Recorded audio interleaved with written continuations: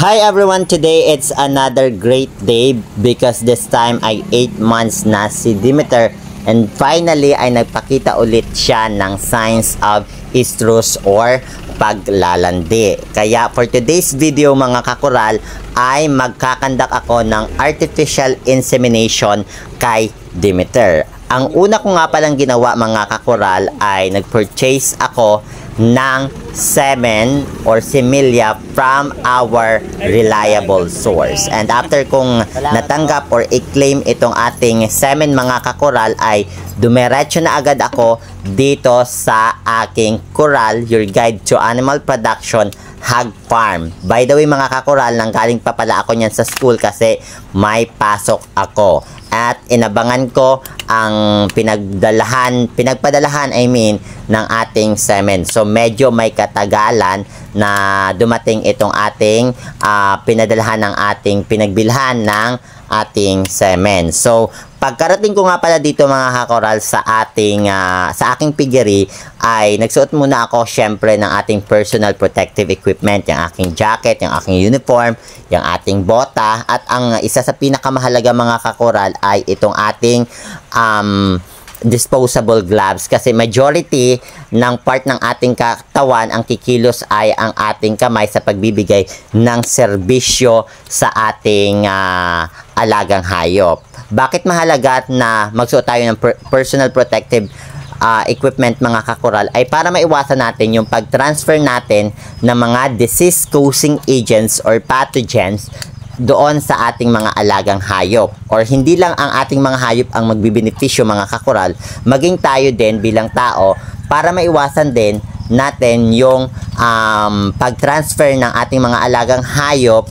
ng mga disease-causing agents na meron sila papunta sa atin. So napakahalaga mga kakoral na magsuot muna tayo ng personal protective equipment bago tayo magbigay ng service sa ating mga alagang hayop. Whatever services is that mga kakoral, ang mahalaga ay dapat magsuot tayo ng personal protective equipment. So after ko nga matapos na maisuot itong ating disposable gloves mga kakoral ay nagsimula na akong buksan itong box na pinaglagyan ng ating biniling semen. By the way pala mga kakoral, ang aking biniling semen pala sa ating reliable source ay Chester White. So ito yung ating ibibigay kay Demeter na semen at titingnan ko kung maganda ba ang kalalabasan nito kapag ito ang ibibigay ko kay Demeter. Si Demeter pala mga kakoral ay crossbreed siya ng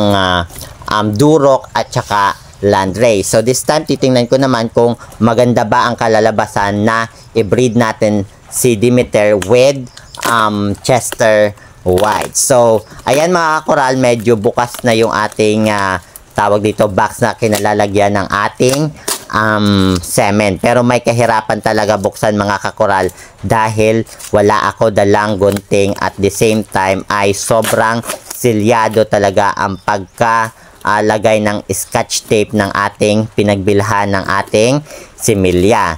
Pero ang mahalaga, nandyan na yung similya mga kakoral. At yun, nakakita pala ako ng pako dyan sa tabi ng aking ginawang tambayan at nakatulong talaga yun, mga kakoral ng malaki para mabilis kong mabuksan ang ating box na kinalalagyan ng ating semen. By the way mga kakoral, dyan pala ay may kasama ng artificial catheter at the same time dyan sa supot na yan mga kakoral, dyan nakalagay ang ating semen. Bali dalawa yan mga kakoral, pero this time first service ang bibigay muna natin kay Demeter ay isa lang muna.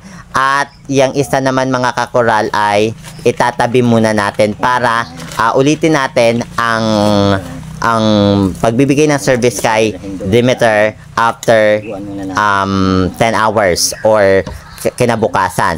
At mahalaga din pala mga kakoral na bago tayo magbigay ng service or bago ako nagbigay ng service mga kakoral kay Demeter ay pinaliguan ko muna ng alcohol itong ating semen at ang artificial catheter para mamatay yung mga disease-causing agents na pwedeng mai-transfer sa ating alagang hayop. Next na ginawa ko pala mga kakoral ay pumunta na ako kay Demeter at chinek ko yung kanyang ari kung ready na ba talaga siya mag-receive ng first service. At after checking mga kakural ay prepare ko na yung holder ng ating bottle ng ating semen dito kay Demeter. So next na ginawa ko mga kakural ay hinugasan ko muna ang ari ni Demeter.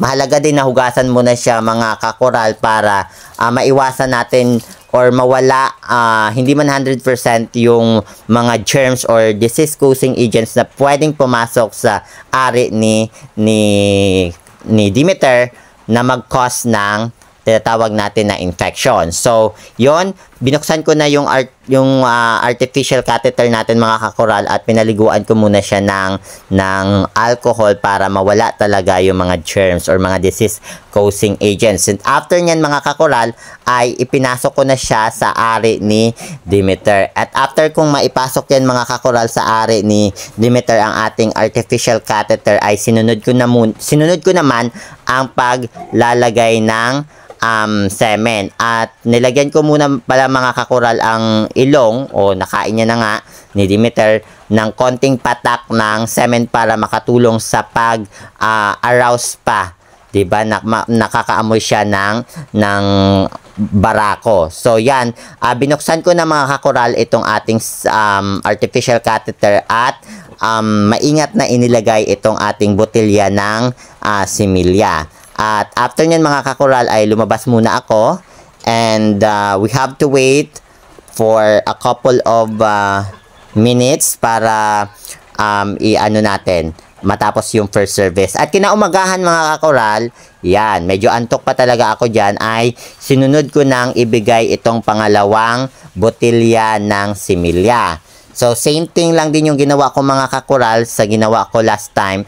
Ay hinugasan ko muna yung ari na Demeter para safe. At the same time ay inilagay ko na itong semen holder ng ating ng ating similya or semen holder na nga eh.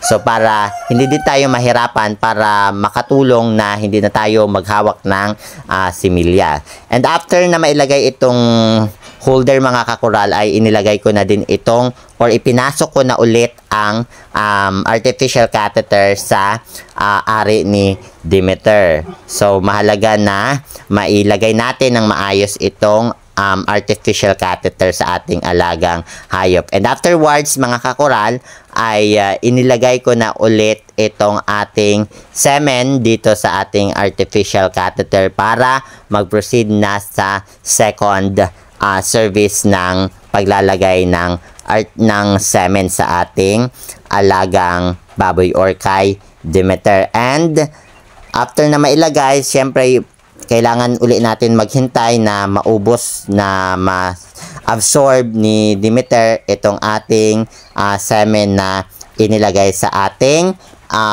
alagang hayop o kay Demeter. So yan. Tapos na mga kakural, medyo ubos na itong semen na nailagay natin kay Demeter. And medyo may nasa pa sa artificial catheter ay may konti pang natitira. So, kailangan ma-absorb niya talaga lahat yan.